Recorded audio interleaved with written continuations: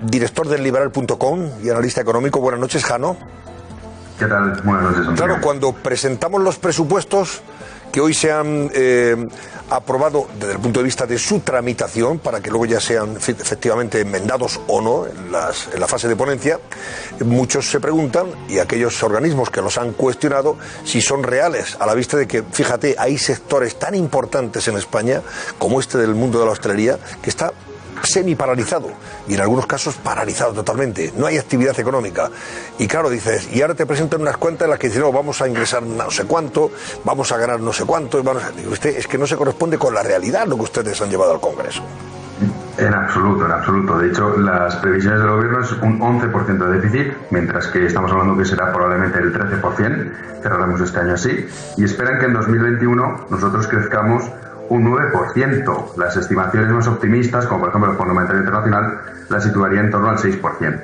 Y todo esto dando por hecho que no sufriríamos, ya más bien sería una tercera ola entrado el año 2021, que aquí creemos que esto ya se ha acabado, y no, por delante todavía queda mucha incertidumbre. Los presupuestos que ha presentado el gobierno son presupuestos en los que su única base es el endeudamiento público salvaje. Pagar toda la fiesta a través de eso, porque ni siquiera con esa subida de impuestos del IVA, ni siquiera subiendo los impuestos del IRPF van a poder recaudar lo que pretenden gastar. Es que es una subida de gasto público que nos va a situar en torno al 52% del PIB, que es una auténtica barbaridad. Y en términos de paro, por ejemplo, estamos hablando de qué tasa concretamente, si esto se materializa en función de una falta de actividad, de un PIB menor del que el gobierno proyecta, de menos economía en definitiva, menos dinamismo, menos actividad. ¿Cuántos parados podemos llegar a tener?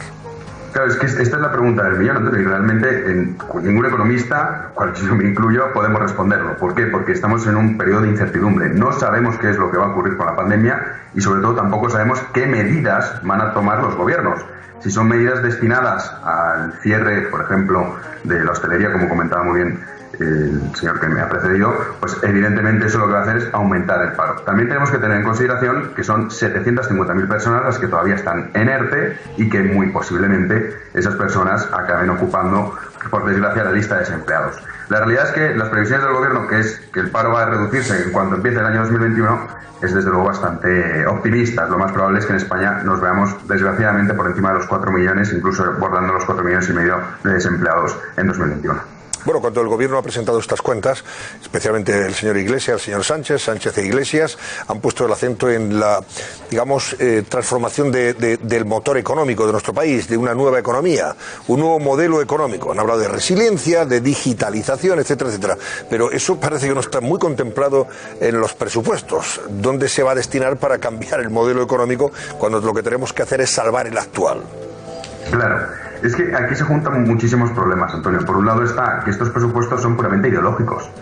Están bañados de soflamas y de eslóganes que quedan muy bonitos. Pues sí, vamos a ser más ecológicos, vamos a ser más resilientes, vamos a hacer 250.000 coches eléctricos. ¿Quién los va a comprar? No lo sabemos, pero los vamos a hacer. Entonces, claro, la realidad es que todo esto que presenta el gobierno, como digo, es un presupuesto ideológico, no es un presupuesto diseñado para afrontar los problemas estructurales que tiene este país y que muchos de ellos son heredados. Entonces aquí se juntan dos componentes. Por un lado, que olvidamos que el gasto público que pretende llevar a cabo el gobierno lo tienes que pagar, entre otras cosas, con un buen sector privado.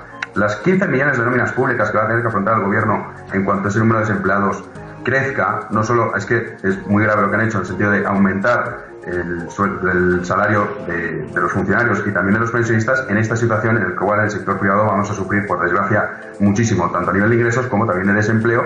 Y en realidad tú no puedes tener un país de 16 millones de nóminas públicas sustentadas por 12 millones y medio o 13 millones de nóminas privadas. Claro. Y es que esto es lo que ha presentado el gobierno. El gobierno lo que ha presentado es un plan que básicamente se va a sostener con la deuda pública. ¿Hasta cuándo? Hasta que Europa diga hasta aquí hemos llegado, y a partir de ahí veremos de verdad esos recortes y las reformas estructurales que antes o después las tiene que hacer España. Yo entiendo que es muy duro, pero es que esto es lo que va a pasar. Jano, estábamos analizando antes con nuestro analista aquí en plató, con Pablo Jimeno, cuáles eran los puntos débiles de estos presupuestos generales del Estado. Nos lo contaba Pablo antes y nos decía que las previsiones de crecimiento del PIB son irreales, que no se sabe de dónde van a salir los ingresos, no reduce gastos superfluos, sube los impuestos mermando la recuperación, el gasto social es desproporcionado. Y yo te quería preguntar a ti, pero también a Pablo Jimeno, que le tenemos todavía con nosotros en el plató, os lo pregunto a los dos. Jano, en primer lugar, ¿quiénes van o vamos a pagar el pato de todo esto? Bueno, aquí ahora nos han vendido que van a ser los ricos con esa subida del IRPF de las nóminas superiores a 300.000 euros. Para que tengamos en consideración, estos son 160 millones de euros anuales lo que va a recaudar el Estado, es decir, absolutamente nada. ¿Quién lo va a pagar? Todos los ciudadanos de a pie, independientemente del autónomo, del asalariado, todos vamos a acabar pagando estas consecuencias de no querer afrontar la realidad y hacer como que aquí no ha habido pandemia y intentar, a través del endeudamiento público, ir sosteniendo esto. La realidad es que esto lo acabamos pagando todos los ciudadanos con una subida de impuestos y también con recortes todavía más salvajes de los que debería haber hecho ya el Gobierno por no querer anticiparse a la situación. Pablo, bueno, cuéntanos. Pues en líneas generales de acuerdo con todo, pero fíjate, en momentos de tempestad, cuando vas en un barco y vienen olas muy grandes, no hace falta 17 capitanes, hace falta uno y que sepa lo que hay que hacer.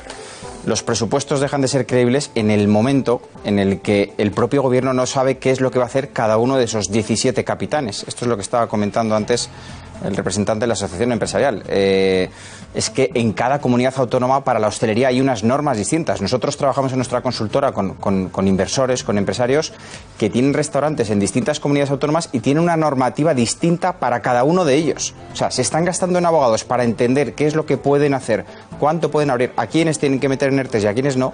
Una pasta que si hubiera una norma común, por lo menos podrían funcionar, pero como cada partido está eligiendo lo que quiere hacer en cada comunidad autónoma porque se han desprendido del problema, pues así estamos.